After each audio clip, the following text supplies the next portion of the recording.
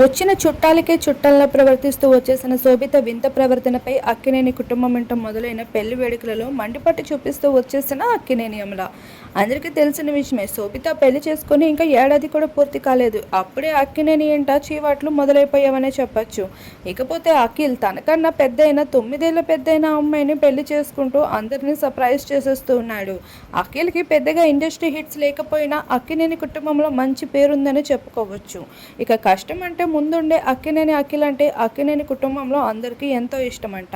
ఇక తను ప్రేమించిన అమ్మాయిని పెళ్లి చేసుకోవాలి అని అడిగినప్పుడు ఆ మాటకి నో కూడా చెప్పలేకపోయారంట కుటుంబం అంతా.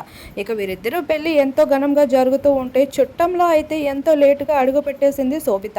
అందరి ముందు గౌరవంగా అందరినీ పలకరిస్తూ కోడలుగా అందరి ముందు కనిపించాల్సిన శోభితనే లేటుగా పెళ్లిలో అటెండ్ అవుతూ గెస్ట్లా అయితే ప్రవర్తించిన తీరుపై అక్కినేని కుటుంబం మండిపాటు చూపిస్తూ వచ్చేసింది.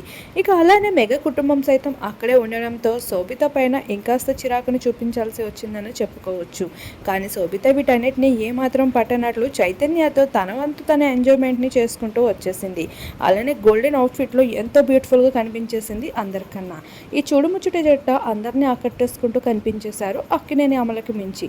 ఈ విధంగా ప్రస్తుతం అక్కినేని ఏంట చిన్న అటు ఇటుగా జరిగిన గొడవల విషయం సోషల్ మీడియాలోనే కాదు ఫిలిం నగర్ మొత్తం గాసిప్స్గా చర్చలు జరుపుకుంటూ ఉన్నారు. ప్రస్తుతం ఆ ఫొటోస్ వైరల్గా మారుతున్నాయి.